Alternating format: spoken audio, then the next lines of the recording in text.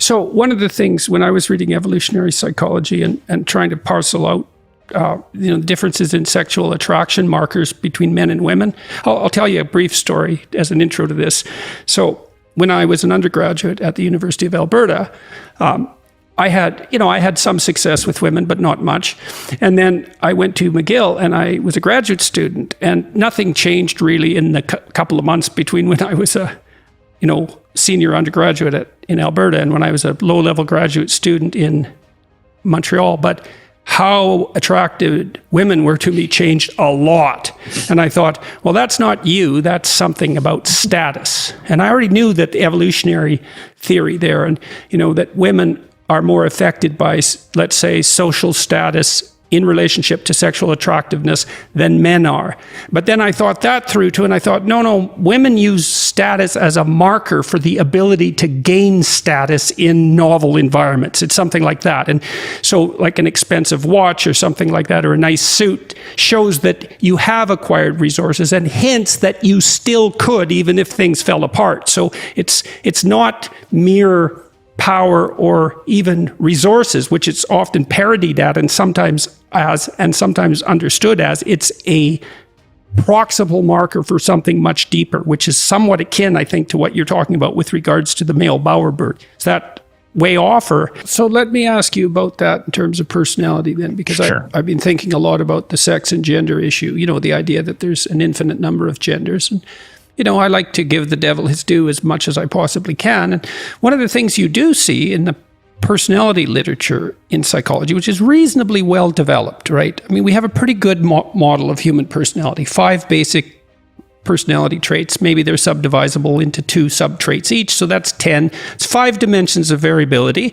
That's a lot. Reality only has 4 dimensions of variability. So what you see is that there are reliable differences between men and women in aggregate in personality. And one of the big differences is that women are about half a standard deviation more sensitive to negative emotion. And they're about half a standard deviation more agreeable, so more compassionate and polite. And it's not that hard to point out that, well, that might be a logical consequence of sexual dimorphism. So women should be a bit more sensitive to threat because they're a bit smaller, but also that they have to, I don't think human adult female personality is adapted to human adult females. I think it's adapted to female infant dyads. And a female infant, because here's why. You don't see those personality differences emerge till puberty. Now, that's also when you get sexual dimorphism, but boys and girls under 12, 11, they're not different in terms of sensitivity to negative emotion. But then puberty hits and the transformation seems permanent. And so it makes sense to me that a creature that has an infant is going to be more sensitive to negative emotion, and also what has to be more agreeable, more compassionate, because, well, it's an infant, right? And compassion is the right emotion for someone under 9 months of age. It's just compassion because, well, they're born so young, right? We have a very short gestation period, and so they're completely helpless. So of course it's compassion. Okay, so now having said those differences exist, and there's some other ones, but they're more trivial. There are lots of women who have male personality patterns.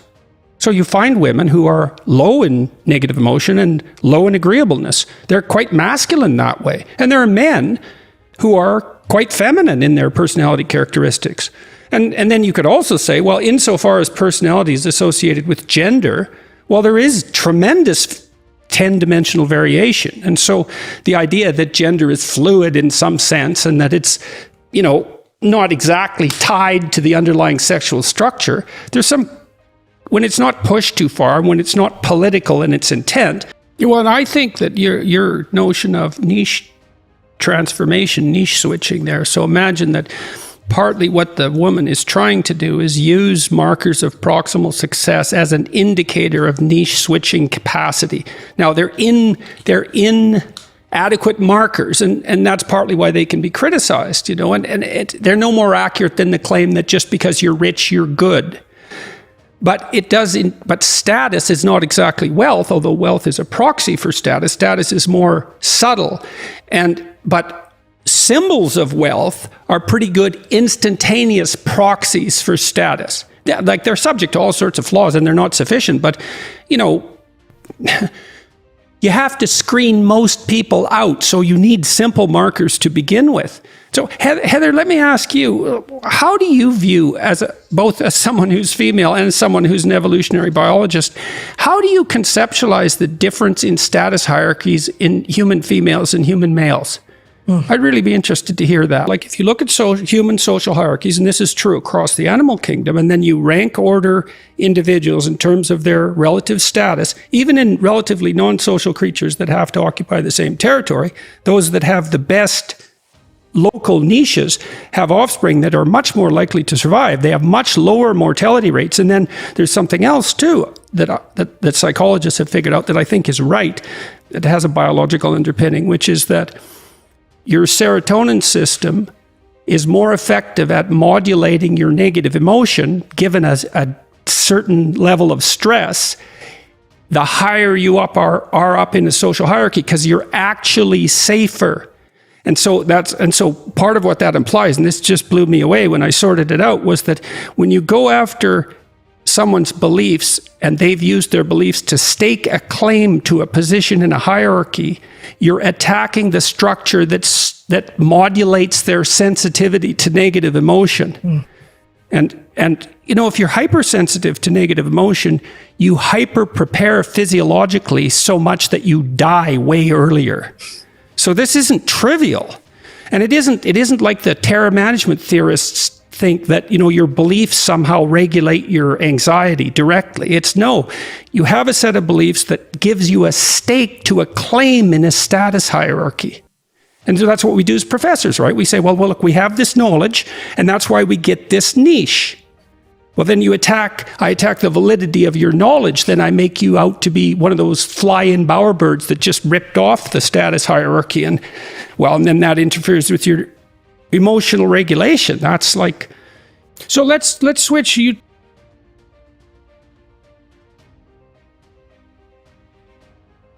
If you think those terms are importantly different, and if they are, why, and what they both mean if they're different.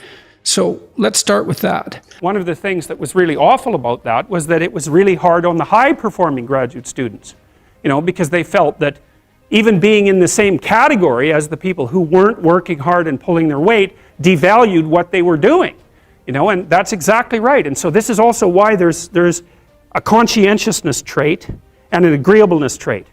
Because conscientious people judge you on your accomplishments, right? They don't give a damn about your feelings, not a bit. It's like, are you doing the work or not? Whereas agreeable people think, well, you know, your mother's sick and, you know, you've got a bunch of family problems and